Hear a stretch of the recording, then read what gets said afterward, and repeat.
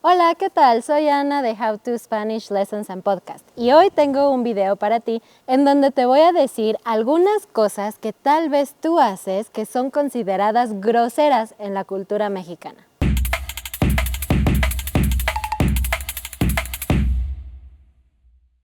Bienvenidos a este video. En este canal me gusta compartir contigo podcast en español, vlogs y también algunos videos de gramática o, como en este caso, consejos que tienen que ver con la cultura mexicana o la cultura en general de Latinoamérica.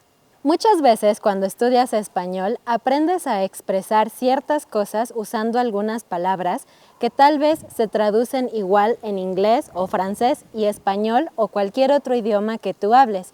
Y tal vez tú piensas que estás siendo amable, pero realmente cuando estás en la cultura, probablemente hay una mejor manera de expresar eso. No queremos ser groseros sin querer. Ahora, cabe mencionar que todos sabemos que cuando alguien aprende español es un estudiante y que su intención no es ofender. En ese sentido, somos muy pacientes con los extranjeros.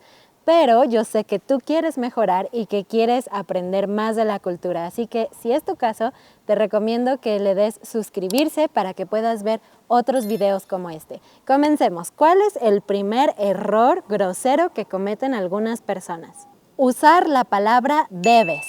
Deber se puede traducir como should o must. Y bueno, en español debes es una palabra muy fuerte. Entonces, cuando tú quieres darle una sugerencia o recomendación a un mexicano, muchas veces los estudiantes usan debes. Por ejemplo, me puedes decir algo como, Ana, debes hacer un video sobre cultura mexicana. Y aunque yo entiendo lo que tú quieres decir, suena un poquito grosero porque suena como que tú eres la autoridad, como debes hacer eso.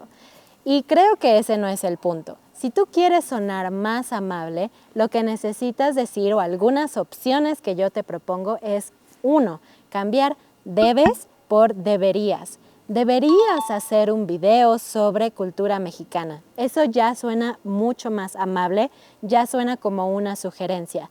Pero aquí va otra opción que yo creo que es todavía mejor. Puedes decir y sí y después tu sugerencia. Por ejemplo, y si haces un video sobre cultura mexicana, vamos a ver otro ejemplo. Tu amigo te dice que no se siente muy bien últimamente.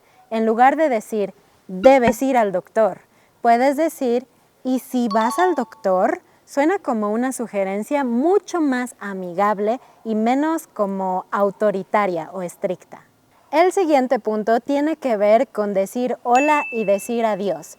Si me sigues, ya sabes, porque ya lo he dicho en el pasado, que en México nos gusta mucho alargar las cosas. No somos tan fríos y tan rápidos. Es por eso que es importante que tú aprendas formas de decir hola y decir adiós para usarlas juntas cuando hablas con un mexicano. En lugar de solamente hola, es importante que hagas alguna pregunta que tenga que ver con la vida o la familia de esa persona.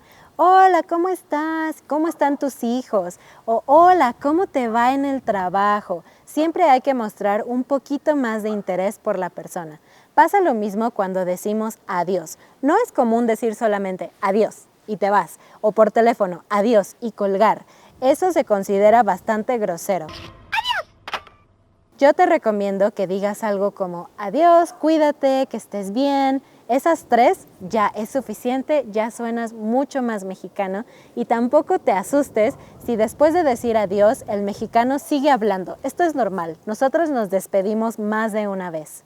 Y el último punto del que te quiero hablar hoy es el imperativo. Tal vez ya has estudiado los verbos en imperativo como haz, di, ven, cierra, come, etc. Es importante aprender esto porque sí lo usamos en la vida real. Sin embargo, cuando estamos teniendo una conversación con otra persona, no es tan amable usar el imperativo porque obviamente suena a una orden. A nadie nos gusta que nos estén dando órdenes. Entonces te voy a decir un tip que no he visto nunca en otros libros ni nada, pero creo que es muy útil y puedes estar seguro de que en mi cultura lo usamos frecuentemente. En lugar de usar el imperativo, puedes usar simplemente el presente y usar un tono de voz muy amable. Por ejemplo, en lugar de decir, cierra la ventana o cierra la ventana, por favor, que no es grosero, pero suena muy frío, lo que te recomiendo es que uses el presente. ¿Cierras la ventana, porfa? Cierras, tú cierras la ventana, ese es el presente.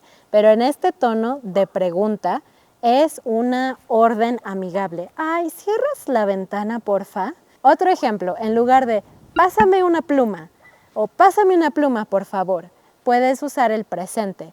Tú pasas, entonces, ¿me pasas la pluma? ¿Me pasas la pluma, porfa? Bueno, pues estos fueron los 3 tips o 3 consejos que tengo para ti.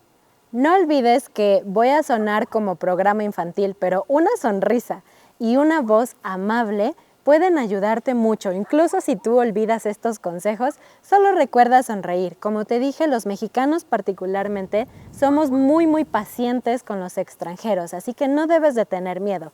Pero si es posible, practica estas 3 cosas que yo te dije para encajar mejor en la cultura mexicana. Nos vemos la próxima vez y no olvides darle suscribirte a este canal. ¡Hasta luego! Esperen, este video no ha terminado todavía. Se me acaba de ocurrir otro consejo genial.